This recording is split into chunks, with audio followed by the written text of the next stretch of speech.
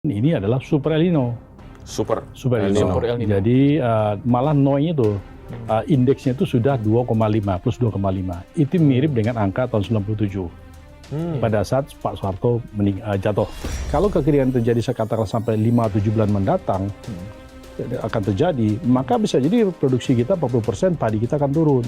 Ini kan tahun yang kita berusaha menghindari kejadian 97. Ya. Nah, pada saat utang kita banyak, pada saat kemudian kita harga bahan bakar itu naik, Ya. maka pangan harus aman. Kalau pangan tidak aman, maka isunya sama. Jawa ini kan termasuk yang cukup mapan energinya. Tapi kalau Cirata sama Jatiluhur kering dalam waktu 5-7 bulan, maka airnya akan turun 50%. Airnya. Dan berpotensi blackout 4 bulan. Ya itu dari dugaan saya ya. Tapi secara ini agak sedikit ini juga pertanyaan, cuaca ekstrim seperti apa ya? Kok ada cuaca ekstrim saat ini gitu? Atau cuaca politik kali ya? Iya. Nah, itu.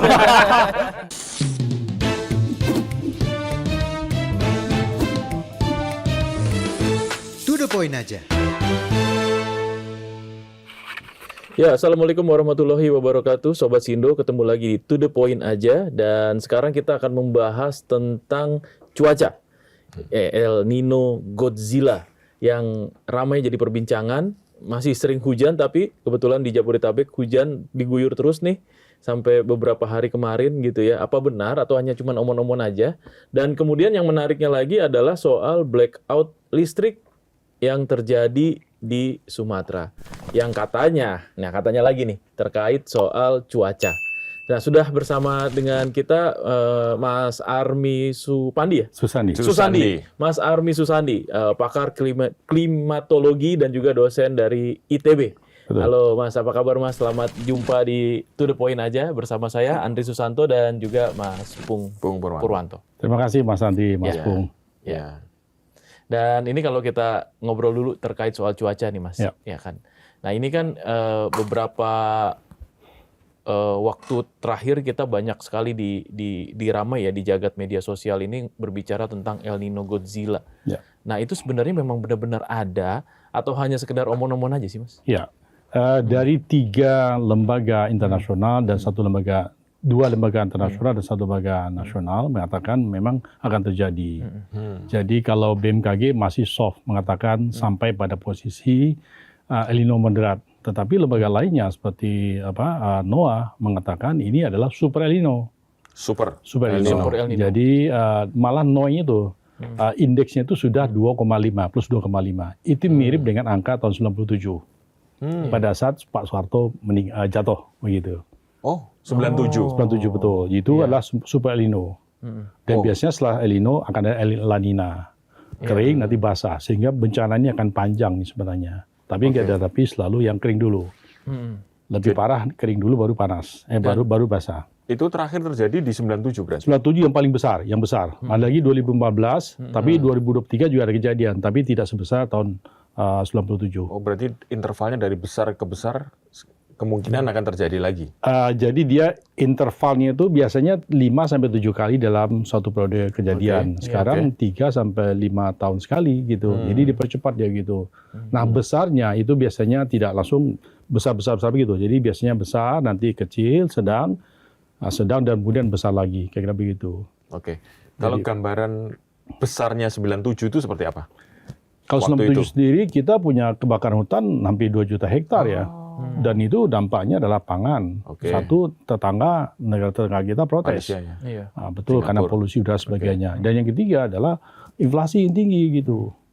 Ini kita takutkan. Karena harga pangan. Karena pangan kita tidak bisa panen. Malah dulu saya ingat sampai 70% kita stok pangan kita khususnya beras.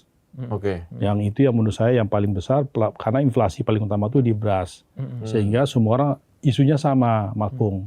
Isunya sama, lapar, tidak punya bahan makanan.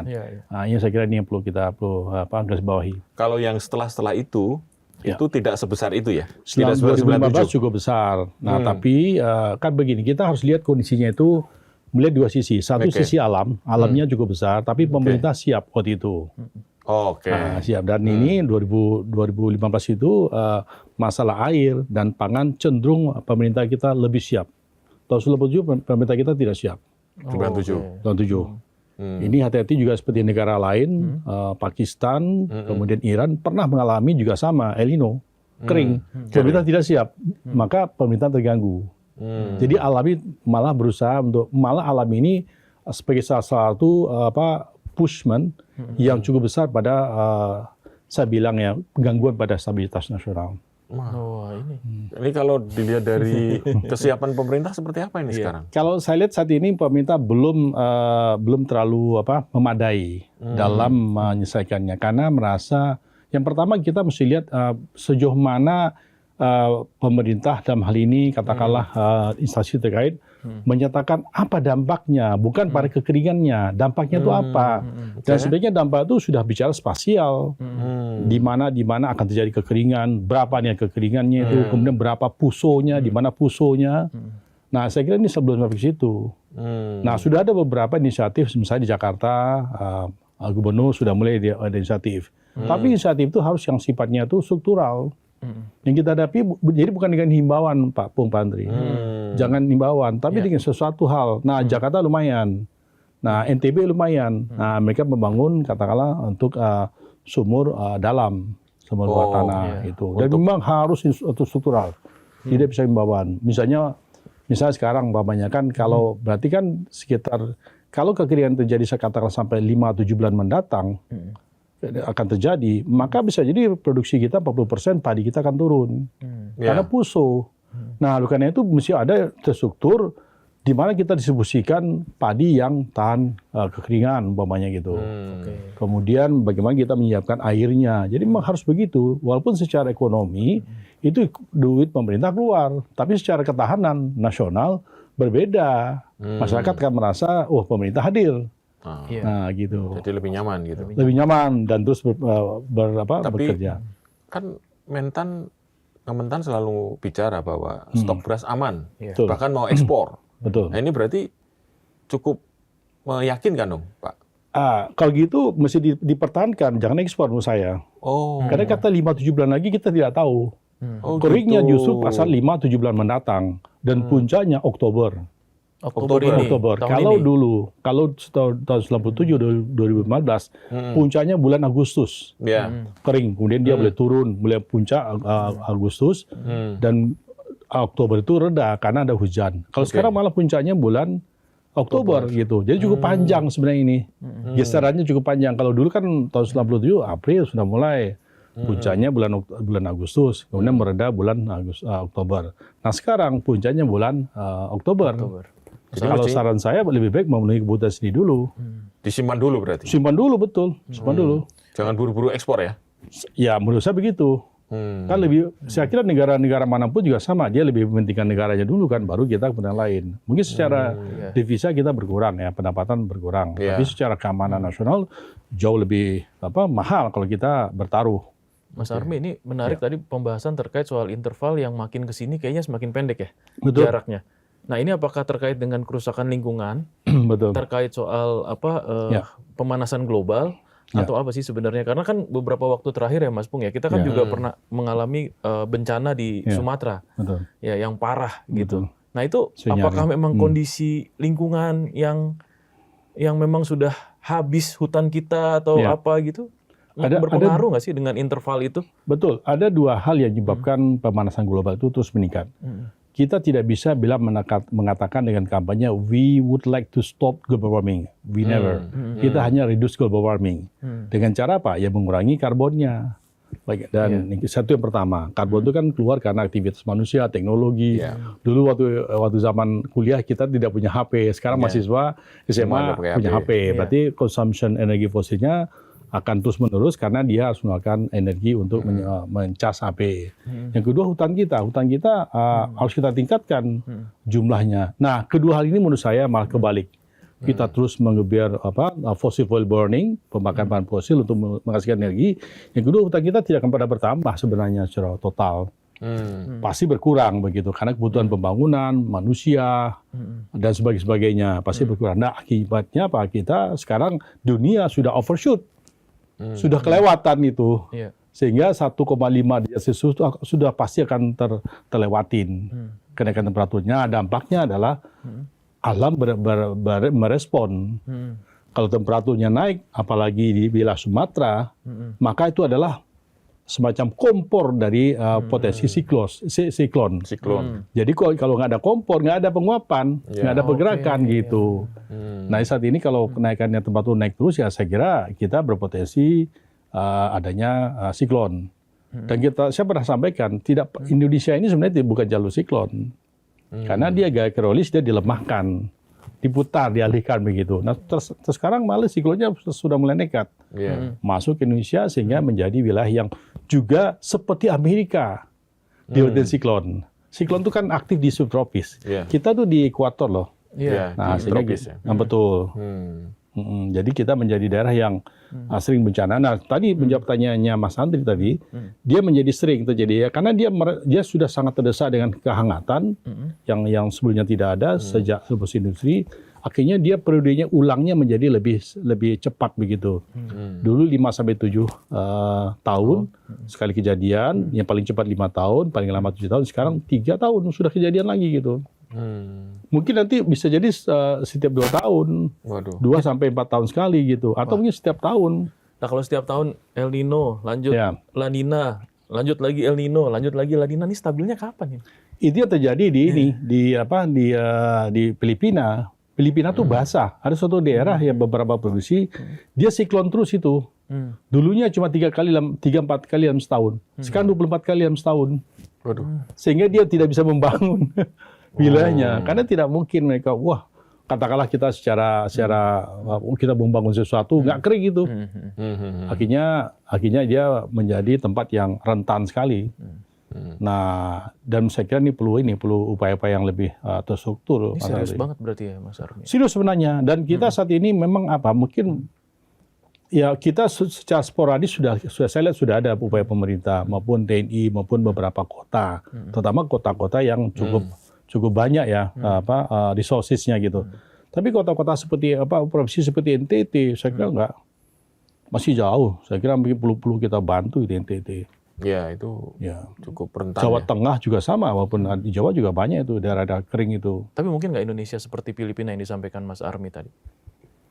Secara umum tidak akan sampai seperti Filipina, karena secara teoritis gaya Coriolis tadi menghambat pertumbuhan siklon, melemahkan pergerakannya begitu.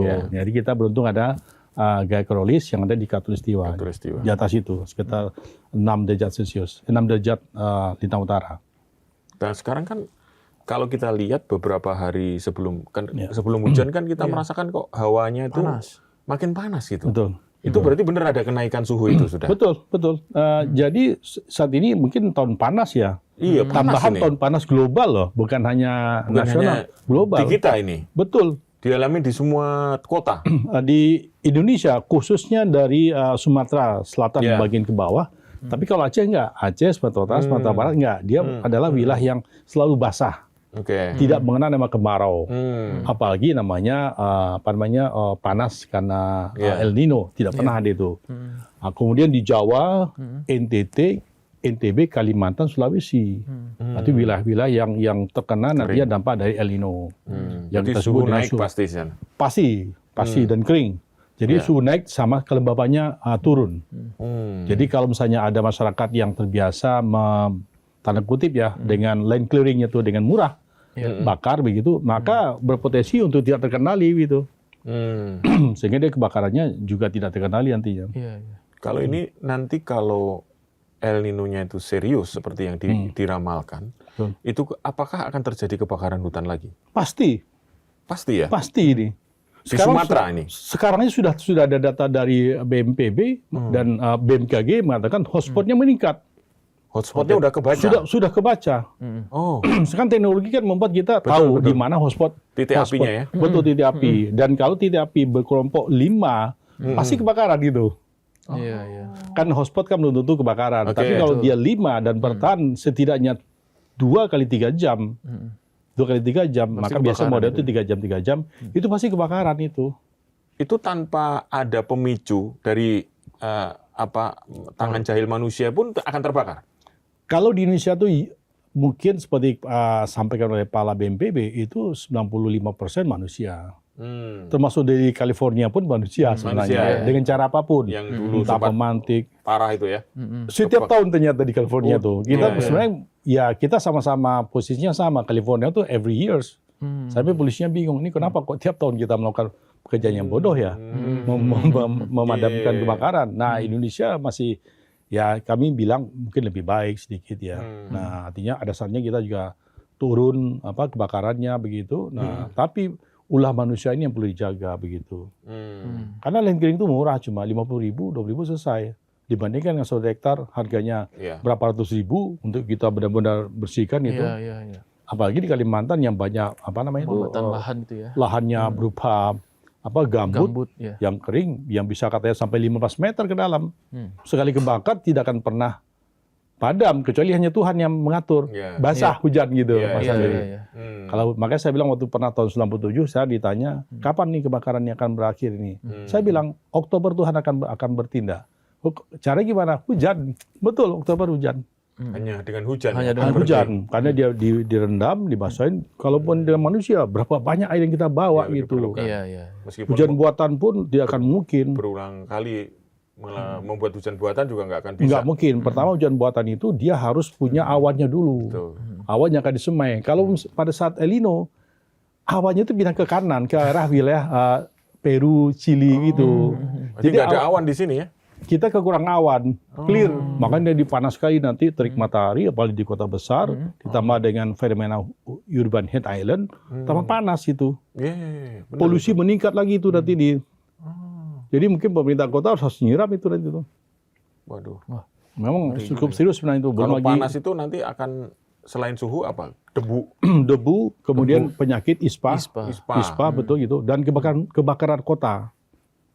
Kebakaran betul. Kota, ya. Hati-hati. Jadi rumah tangga ya. Betul. Jadi hati-hati wilayah yang sering kebakaran itu sudah benar-benar harus ada tindakan struktural menempatkan alat pemadam, apar begitu. Itu harus itu. Karena pasti akan berulang itu. Karena itu kesalahan budaya, kebiasaan masyarakat, ya kan. Dan lokasi hampir sama. Tetap jadi kita tidak perlu mencari lokasi baru. Mana yang sudah sering kebakaran, udah tempatkan itu. Tempatkan itu. Jadi titik itu yang mesti diwaspadai. Jadi sederhana menurut saya. Jadi tidak perlu lagi di mana kajiannya ya, tidak perlu menurut saya. Udah simpan. Jakarta rawan dengan itu ya. Betul. Apalagi kalau sudah masa pemukiman padat, kemarau, apalagi El Nino, bukan padat, dan kebiasaannya rentan membuat kebakaran, saya kira itu yang perlu kita waspadai. Mas, jadi ini bisa dibilang bahwa El Nino ini semakin parah karena ulah manusia, bisa dibilang gitu? Ya, betul. Jadi 4 hal yang menyebabkan pemanasan global itu kita katakan we cannot say stop global warming. Yang pertama, orang bertambah, populasi bertambah. Yang kedua adalah teknologi bertambah. Kita butuh energi. Yang ketiga adalah hutan berkurang. Nah, yang keempat saya lupa. Jadi 4 ini tidak akan pernah berkurang. Populasi, orang, kemudian hutan, kemudian teknologi.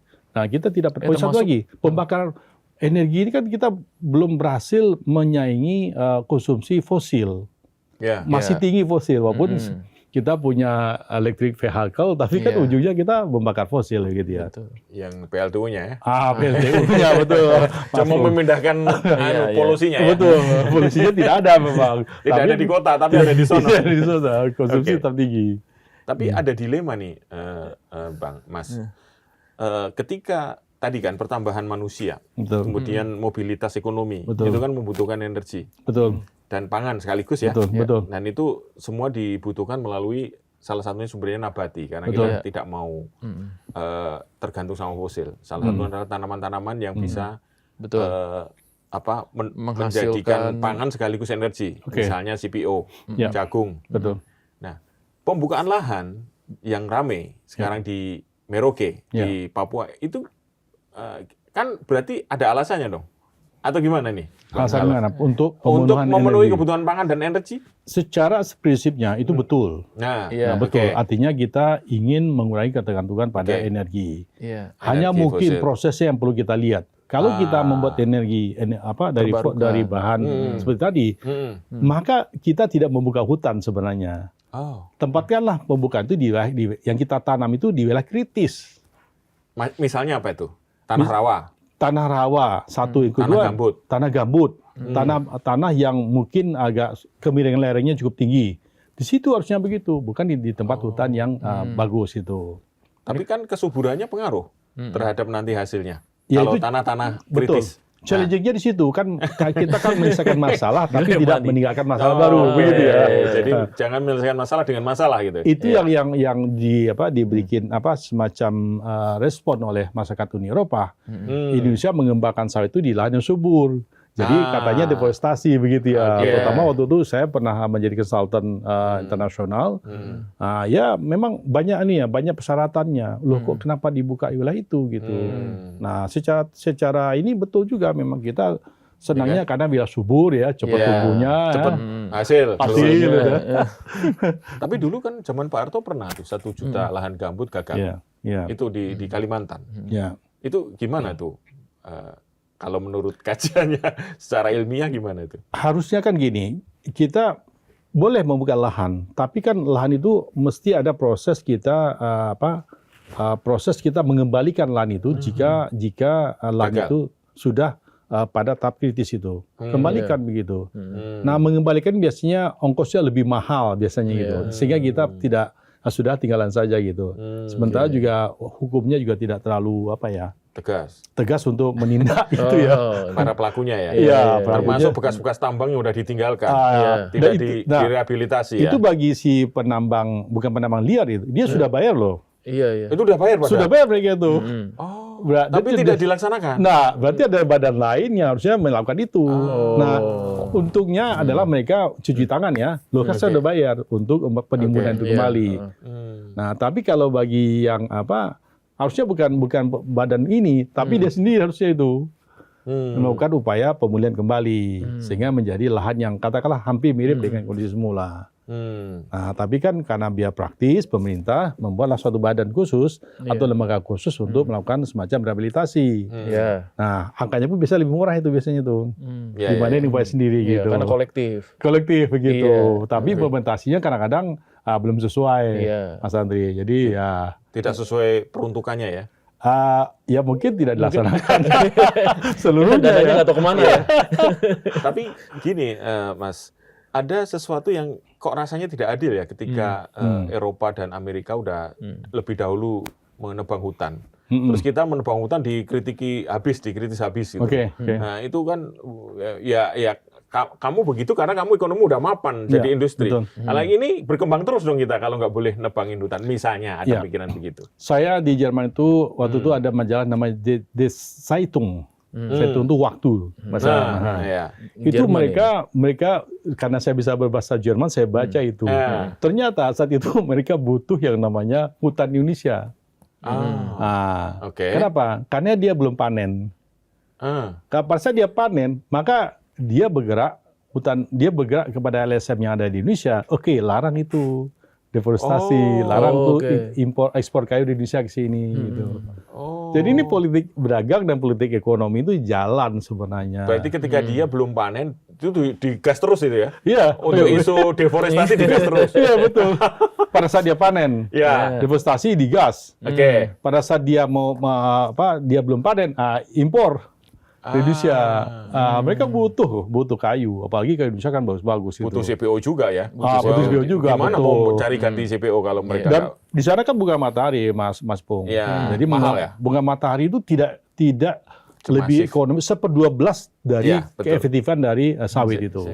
Sehingga mereka secara ekonomi sawit lah gitu kan. Jadi ekonominya dia kalah sebenarnya. Sehingga lah muncul suara-suara, itu kolesterol, itu deforestasi. Sampai ada yang ditandain ya, ini mengandung fat yang berbahaya gitu betul. Di produk-produk mereka ya. Ya betul. Tapi saya kira Indonesia juga tidak tanda kutip tidak tinggal diam. Ekspor ke daerah lain. Yang tidak terlalu banyak syarat ya. Dan tetapi tentang sustainability itu dijalankan juga sementara. Jadi misalnya contoh dari ke Cina juga sudah bicara soal sustainability dari palm oil, sehingga pengelola penanaman juga diatur supaya tidak merusak lingkungan. Setidaknya mulai, tapi jangan sampai di stop. Kemudian simbol-simbol tadi dimainkan pada ekonomi. Pada bisnisnya dia jangan ya. terganggu begitu. Ya, jadi ada permainan-permainan dari global juga ya terkait Betul, soal ini. betul. Dan itu Perang dagang. dan itu digunakan untuk kampanye juga itu untuk mereka naik namanya pada saat apalagi saat pemilu. Itu isunya kalau diperhatikan non tarif barrier ya. Non tarif barrier ya, betul. Itu kayak gitu ternyata. Rahasianya mereka begitu ternyata. Sama aja gitu. Cuma dia lebih kesannya smart itu dalam menyampaikannya tuh. Pada ujungnya sama itu. Tapi dari sejarah apakah betul di Eropa ketika revolusi industri itu juga banyak membabat hutan juga? Iya, sama. Sekarang gini Mas. Amerika juga sama. Sama Mas Bung. Mas Bung gini. Kalau kita lihat di sini, orang Indonesia tuh senang lihat Swiss, hijau, ada pinus-pinus. Padahal itu jelek itu. Karena jelek? Monokultur. Iya, betul. Satu tanaman sejenis, kesannya indah. Yang indah tuh hutan Kalimantan, hutan Sumatera, yang liar bener ya. Bener itu baru bagus. Makanya orang bule-bule itu senang sama hutan Indonesia ini gitu. Tapi kita malah senang sama sana. Iya, apalagi untuk foto-foto media sosial. Instagramable. Itu bagus. Padahal hutan yang dulu justru dicari adalah hutan Kalimantan. Betul, yang sangat-sangat kompleks sekali, yang multi. Hutan tropis ya. Hutan tropis, betul. Apalagi itu hutan hujan tropis. Hutan hujan tropis itu yang paling mahal sebenarnya. Oke. Yang dia tuh tidak tidak kelihatan matahari tapi basah begitu ya. Saking dia menyatunya nih ya, kanopinya begitu. Oh, itu paling bagus itu. Di Eropa nggak ada lagi itu. Saya di Eropa bukan hanya di Jerman, saya keliling-keliling di Eropa. Nggak ada lagi. Nggak ada. Semua itu. monokultur ya. Yang ada indah-indah gitu ya. Dan saya pun juga tertarik. Oh indah ya. Tapi setelah mendapatkan penjelasan dari teman-teman ahli kehutanan, bukan itu yang bagus itu. Indonesia bagus. Coba kita tanam Indonesia. Itu bisa langsung beda-beda loh. Ininya ya. Tanamannya, hasilnya begitu. Padahal itu dari kosong loh. Betul hebatnya tanah Indonesia sebenarnya. Kalau sana kan enggak. Ya pinus saya semua pinus itu seragam, gandum gitu ya. Kalau kita tanam padi banyak yang lain-lainnya gitu. Ada semangka, ada durian gitu. Benar. Mungkin karena infrastrukturnya bagus saja ya. Sama promonya menarik gitu. Jadi betul. Kelihatan, wah ini surganya di situ. Padahal surganya ada di sini gitu. Betul, secara alam ya memang dia bersih, polusinya jadi rendah begitu ya. Betul. Kemudian tertib, kemudian juga jalannya juga infrastrukturnya bagus gitu ya. Ya itu kita akui memang betul, bagus itu memang. Iya. Makanya cocok juga anak muda ini ya udah cepat-cepat keluar negeri untuk mencari ilmu dan belajar gitu. Nanti bawa ke Indonesia. Ambil baiknya ya. Ambil baiknya begitu. Untuk diterapkan di sini. Betul. Saya tahun 2001 sampai 2003 itu ketua Ikatan Ahli Sarjana Indonesia di Jerman. Ketua pertama itu Pak Habibie. Saya ketua kesekian kalinya. Ada satu kata-kata saya. Kita di Jerman ini adalah mencari sebanyak mungkin ilmu, sains dan teknologi yang kita bawa dan cocok di Indonesia begitu. Nah, jadi kita jangan sampai we have to say thank you. Ich bedanke mich für die Deutschland. Terima kasih pada Jerman sudah membiayai kami. Enggak juga. Kan dagang mereka untung. Betul. Ya kita dapat sesuatu lah yang kita bawa ke negara kita sehingga kita mengembangkan teknologi yang sesuai appropriate teknologi. Di sini ya. Betul. Mas, ini terkait soal blackout yang kemarin terjadi nih ya, sedikit di Sumatera. Ini tahun 22 ya. Heboh nih gara-gara katanya soal cuaca. Nah, itu benar apa enggak sih? Yang pertama kalau tidak ada penjelasan cuaca ekstrimnya seperti apa.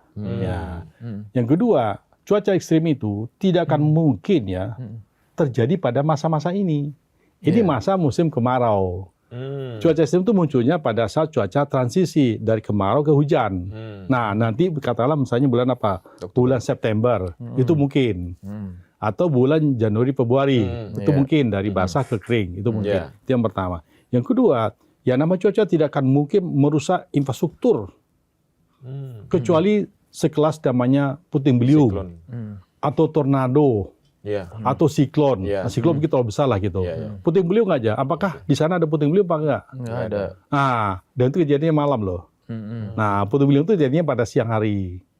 Nah, berarti pada sore hari itu nggak ada apa-apa harusnya tuh. Aman tuh. Atau petir? Petir. Nah, petir itu biasanya pada saat musim hujan. Nah, sekarang bukan musim hujan. Oke. Jadi nggak mungkin tidak musim hujan. Saya dapat ya? menduga seperti itu kan teoritis ya. Kita punya namanya aplikasi yang banyak di dunia ini. Yeah. Dan sekarang solusinya juga tinggi. Kita tracking aja ke belakang. Tanggal 22 jam sekian apa kejadian di lokasi itu. Bisa kita tracking. Dan kita bohongi itu. Ada aplikasi Fantasti, Windy atau beli BMKG. Itu tempat itu dia menyimpan 10 tahun ke belakang masih menyimpan data Masih itu. tersimpan Itu data per itu. jam itu. Wow. Apalagi baru kemarin itu. Iya. Itu bisa per jam kelihatan lokasi di mana, bisa tracking aja. Oh, sih nggak ada apa-apa. Bisa lihat curah hujan, temperatur, kelembaban, angin, bisa kelihatan semua itu. Ya, itu dari dugaan saya ya. Tapi secara ini agak sedikit ini juga pertanyaan, cuaca ekstrim seperti apa ya? Kok ada cuaca ekstrim saat ini gitu? Untuk cuaca politik kali ya. Iya. Nah, itu. Mas Pur lebih paham. Agak janggal ya. Iya, lagi jauh begini karena cuaca tidak bisa ini ya. Tidak bisa bicara. Kesaksian. Ya, tapi kan teknologi bisa, orang bisa menyampaikan itu kan. Artinya pernyataan itu sebenarnya bisa di-challenge dengan data. Betul. Dan data itu tidak perlu data orang mengukur. Data itu semua terekam kok. Sudah tersimpan, tinggal bagaimana menyampaikan itu. Menyampaikan kita, misalnya saya punya suatu aplikasi, saya tracking aja. Lokasi Ya. di mana? Oh, saya ke Muara Jambi, misalnya. Kemudian saya lihat lokasinya jam berapa. Bisa saya setting 1 hari sebelumnya atau pada hari itu dan sesudahnya. Gampang itu. Waduh, ini hati-hati nih. Nggak bisa bohong loh. Iya, nggak Iya, bisa iya, bohong. iya. Nggak bisa loh. Meskipun cuaca tidak bicara, tapi Iya. datanya yang bicara. Betul, dan itu tidak bisa dirubah. Nggak bisa Anda bisa merubah data itu di Amerika atau di Eropa. Iya, Servernya mereka, kecuali di hacking, nggak mungkin. Ya mungkin. Dan itu ada banyak sekali aplikasi yang nggak usah yang premium, saya punya yang premium. Yang gratis juga bisa kok. Semua Bisa. bisa digabung-gabung ya rangkuman itu ya. Bisa di satu dan bisa kita di assembly juga bisa. Satu aja cukup lah gitu. Dan bisa dianalisa langsung ya. Langsung orang awam pun bisa membaca gitu, Mas, gitu ya. Mas Oke, Andri. oke. Oh ini kok nggak ada angin Nggak ada kencang apa-apa ya ya. gitu. Cuaca normal-normal aja. Dan juga awannya bisa kelihatan tuh, awannya ada apa enggak. Oke. Awan membuat cuaca ekstrim. Dan sekarang kan musim kemarau. Nggak ada cuaca ekstrim tuh, yang ada kekeringan yang ada. Iya. Tapi Mas ini kan 5 tahun tinggal di Jerman. Ya. Kira-kira kalau mereka ada kejadian begitu, itu menjelaskan seberapa sering menyalahkan cuaca? Ada kejadian misalnya blackout mungkin ya atau kecelakaan misalnya. Selama di sana ada nggak, Pak? Justru kalau informasi cuacanya tidak tepat, masyarakat boleh menyalahkan pemerintah. Kok tidak tepat gitu. itu? Betul. Oh, bisa protes ya? Protes. Jadi mereka gini, yang sederhananya kita di Uban atau di metro itu kelihatan tuh besok itu salju dengan salji di daerah ini kota-kota kelurahan loh. Iya. Oke. Dengan ketebalan salju sekian. Gitu Ketebalan loh. Nah, Detail banget ya? jadi maksud saya informasi sudah impact based forecast. Jadi kepada hal yang masyarakat paham. Kalau misalnya salju meningkat sekian persen, nggak ngerti. Tapi kalau salju pada daerah itu ketinggiannya 1 meter. Itu orang paham, 1 meter gitu. Segini ya gitu. Dan tidak boleh salah memang. Itu kalau lebih dari 1 meter atau kurang dari 1 meter bisa protes tuh. Protes orang. Loh, ternyata 2 meter itu. Wah, ini itu masalah. dan merugikan kita ya. Dan semua orang berhak minta kerugian. Ganti rugi. Bisa. Waduh. Saya catat kerugiannya apa? Saya jadi terlambat ke kantor, sehingga saya dipotong, saya kecelakaan karena ban saya itu begini-begini, begitu. Itu bisa. Kalau di sini diterapkan, kita banyak bisa ganti rugi nih. Iya. Menghasilkan ya. Itu pola pikirnya memang Indonesia tuh wah, Iya. ada ide nih ya. Ngide. Ngide. Kalau Kreatif sana, emang orang Indonesia kalau nyari duit. kalau sana ya dia pokoknya harus betul. Dan masyarakat tuh menjadi salah satu karena dia pajaknya kan tinggi. Iya. Oh Hampir katakanlah saya bilang hampir 50% total pajak dengan yang lainnya. Tapi pengembalian pada masyarakat itu jelas ya. sangat baik sekali gitu. Makanya orang Pelayanan. maka saya bilang orang Indonesia itu tidak pernah mencoba mengganti kewarganegaranya di Jerman ya. Iya. Karena sama kok pelayanannya. Walaupun saya warga negara Indonesia tinggal di situ sama, kecuali hak politik yang tidak ada gitu. Tidak ada hak memilih aja ya. Betul. Sehingga sama saya bisa protes. Oh, pendatang boleh ya? Boleh. Saya ada satu nih, saya waktu di situ tuh ternyata konto saya atau rekening saya turun. Oke. Dia nambah. Oh. Ya, Anda kan butuh anaknya banyak nih. Oke. Maka Anda ditambah. Sehingga dia stabil lagi. Oh gitu. Itu sederhana menurut saya tuh. Iya. Kalau kita ya kecuali Mas Pong kan nggak turun naik terus ya. Aduh, Itu hal yang menurut saya bikin kaget juga. Hebat ini gitu ya. iya, hebat itu. Hebat itu. Saya kira Mungkin itu ide dari ada hashtag kabur aja dulu gitu ya. Jangan-jangan iya ya. mungkin ya saya lihat tuh dia seperti tidak punya Pancasila, tapi dia menerapkan. Tapi prinsip lebih itu. Pancasila daripada Pancasila. Menerapkan nilai Pancasilanya luar Iya, biasa gitu. Iya. Nah, itu yang mungkin. Jadi masyarakat benar-benar dilayani ya. Karena Dilayani, memang betul. jadi pajaknya tinggi tapi udah semuanya ditanggung pelayanan publik ya. Betul. Termasuk kesehatan, pendidikan. Saya adalah pemilik asuransi atau psikolog swasta. Oke. Iya. Ternyata yang paling bagus itu BPJS-nya mereka. Oh. Kalau swasta, saya bayar dulu reimburse. Oke. Kalau Anda dari BPJS, layanannya. Karena langsung dibayar, rumah sakitnya gitu. Berarti kebalikan sini dong. Oh gitu ya? Ya, makanya waktu tahun berapa? Tahun 2007 ya, 2008. Wah ini kalau, waktu itu kan 2007 BPJS kan, waktu zamannya Pak Ical ya, sebagai menteri ya. Iya. Wah saya bilang, ini kalau dikelola dengan baik, ini hebat ini. Karena the big money, dan dia akan membuat masyarakat akan nyaman dan aman dalam hal kesehatan. Betul. Oke. Nah, saya kira mungkin ini berproses barangkali ya. Iya, Nah, mudah-mudahan. karena saya lihat waktu di Jerman itu sendiri, orang lebih senang menerima psikolog asuransi pemerintah, bukan swasta. Berarti Swasta pemerintah itu malah terbaik di sana. Ya, terbaik. Termasuk pendidikan ya? Zero, nggak ada ya? bayaran gitu. Nggak ada bayar. Kecuali TK bayar. Oh, TK malah bayar. Karena TK bayar. pilihan. TK bayar pun tergantung dari penghasilan. Misalnya Mas Andri nih lebih kaya dari saya student ini, saya bayar 24 euro, Mas Andri 300 euro. Jadi orang kaya itu ditekan, yang miskin itu dinaikin begitu. Sehingga timbullah satu leveling mereka tuh hanya 4 perbedaan gaji saja, Mas. Yang tertinggi sama itu 4 level saja. Kalau kita kan dari ada gajinya jauh banget ya. UMR atau di UMR sampai yang angkanya ratusan juta itu ya. Iya. Terlalu jauh ini ya. Terlalu jauh ya. Iya. Ini proses saya kira ya. Kembali ke cuaca yang super El Nino. Iya. Kira-kira selain padi apa ini yang kira-kira harus jadi catatan? Rawan ya. Ya, padi ini kebutuhan berarti pangan. Padi berarti kita tadi saya bilang sebaiknya pangan kita stok. Ya. Nah, stok Jangan karena impor dia dulu, jangan ekspor dulu lah ya. karena berpotensi dia berkurang hingga sampai 400.000 saja. Kita kan 2 juta. Iya, 2 aman juta. itu. Nah, nanti berpotensi kalau ada kekeringan 5 sampai 7 bulan bisa hanya punya 400.000 karena gagal tanam, gagal panen. Nah, karena puso. Yang kedua energi. Energi. Nah, terutama nih, contoh nih saya bicara soal Jawa aja. Khususnya Jawa Barat lah. Iya. Nah, Jawa ini kan termasuk yang cukup mapan energinya. Tapi kalau Cirata sama Jatiluhur kering dalam waktu 5 sampai 7 bulan, maka airnya akan turun 50%. Airnya. Dan air. berpotensi blackout 4 Waduh. bulan. Sehingga gantian kita nanti. Sama Sumatera. Sama Jawa saja. Oh iya, maksudnya Jawa saja kan gantian dengan tidak terhubung kan sebenarnya kan. Iya. Kita tidak terhubung kita terhubungnya Jawa Bali, Iya, Sumatera sendiri. Jadi berpotensi itu. Jadi kalau misalnya kita tidak hati-hati dalam mengelola airnya tadi, dan kita tahu juga, waduk kita itu kan hanya 35% yang mempunyai early warning system untuk peringatan kekeringan. Nah itu menurut saya itu rentan itu. Itu datanya dari Bappenas dan World Bank tahun 2025 loh.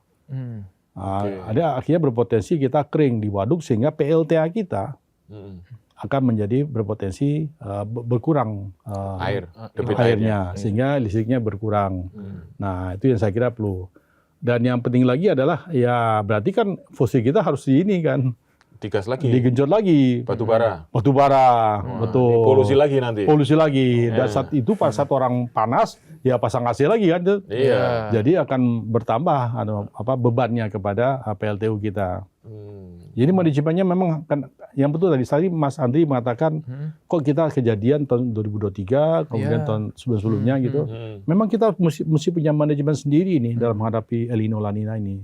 Karena kejadiannya jadi sering tadi 5 sampai 7 tahun Intervalnya ya. intervalnya dipendek itu. Makin pendek. Dan mesti ada suatu Ya kalau bilang satgas sih satgas dulu. Kalau seharusnya badan, karena ini sudah rutin soalnya kan. Iya. Badan yang menangani soal ini. Libatkanlah para praktisi, para pakar, akademisi, dan juga para industri.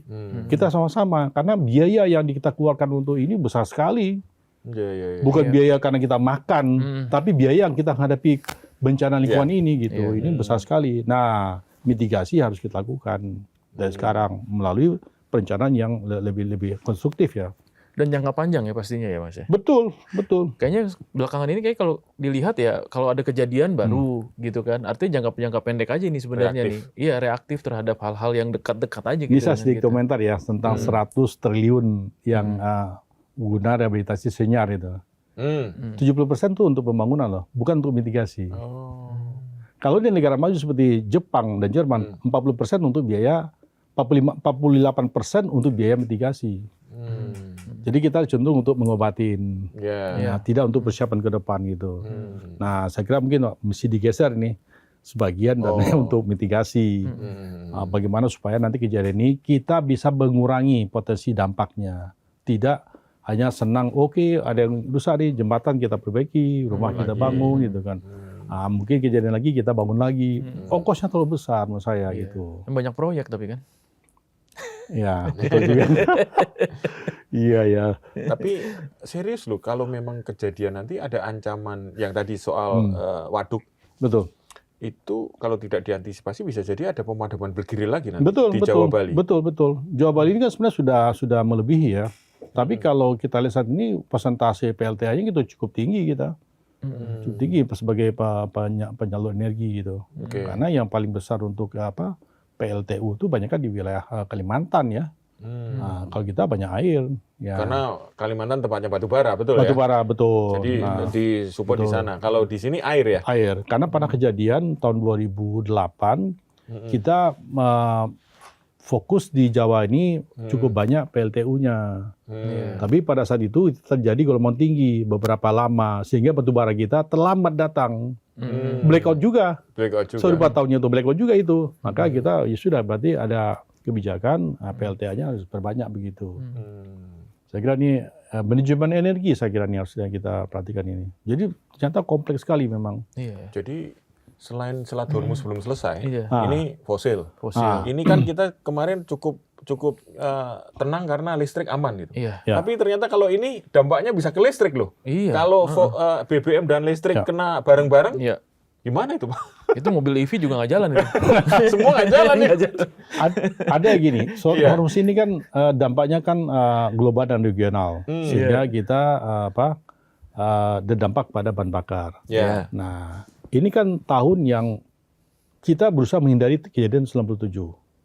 Nah, pada saat utang kita banyak, pada saat kemudian kita harga bahan bakar itu naik, maka pangan harus aman. Kalau pangan tidak aman, maka isunya sama. Isu semua orang sama, dan itu menimbulkan suatu potensi chaos. Nah, jadi makanya pemerintah benar-benar dia seperti saran saya tadi, ya tahan dulu impornya, ekspornya dulu. Kita dulu penuhi, sehingga masyarakat masih bisa menjangkau harga beras yang relatif aman. Jangan sampai malah 20-20 ribu nanti beras itu. Itu menurut saya akan menimbulkan isu yang sama. Saya kira teorinya begitu memang. Sama buruknya dengan krisis BBM. Kalau betul, krisis sama. pangan tidak ditangani. Sama. Jadi karena mungkin kalau kasus-kasus yang sifatnya kriminal ataupun corruption itu mungkin bisa diatasi ya. Tapi kalau krisis pangan, energi itu sama air satu lagi. Itu isunya sama, wah repot. Jakarta juga potensi juga masalah air ini. Kenapa? Karena kita itu kan semua nyedot. Nyedot. Nah, masih akan turun airnya itu. Sehingga akan ada amblesan. Yang kedua apa? Yang kedua kita nggak ada lagi air itu. Jakarta ini kan kalau nggak salah sekitar 60% itu kan dari air tanah, bukan dari air PDAM gitu. Nah, ini PR juga nih. Sehingga nanti gubernur akan banyak dananya untuk ini, untuk penyediaan air melalui tangki-tangki. Menurut saya sih agak-agak tradisional gitu ya. Kan? Kalau di luar negeri kan tidak boleh menggali air loh. Nggak boleh. Cuma air itu disalurkan dari glacier itu ternyata itu. Jadi makanya kalau musim panas tuh airnya dingin itu. Karena glacier cuma cair, dingin dapat sampai kita itu. Makanya kita minum air dari keran itu adalah seperti air es gitu kan. Saya kira ini ada persoalan yang belum selesai gitu ya. Iya, Iya. betul. Memang nggak selesai ini. Saya ke Praha. Iya. Dia bilang tentu dia bilang bahasa Inggris ya, tentu air dekran adalah air yang sehat diminum. Dia bikin bangganya begitu. Saya kira Praha tidak sebesar kita ya. Ya, tapi ya mereka benar-benar infrastruktur itu perhatikan. Nah, ini luar biasa nih Mas Army. Pembahasan kita nih. Tapi yang jadi catatan adalah bahwa memang kondisi cuaca saat ini itu patut untuk menjadi perhatian yang serius. Betul. Ya, oleh pemerintah juga, terutama karena memang akan saling berkaitan. Baik itu soal ketahanan pangan, termasuk juga ketahanan energi. Betul. Dan harapannya kita supaya tidak terjadi seperti apa yang terjadi pada tahun 97, 98 yang akhirnya menjadi krisis politik. Ya, itu kan berbahaya lah, chaos gitu terjadi. Dan terima kasih Mas Army atas kehadirannya. Sama-sama Mas Andri. Dan mudah-mudahan ini bisa memberikan insight buat kita semua. Oke Sobat Sindo, kita ketemu lagi di To The Point saja berikutnya. Sampai jumpa. Assalamualaikum warahmatullahi wabarakatuh.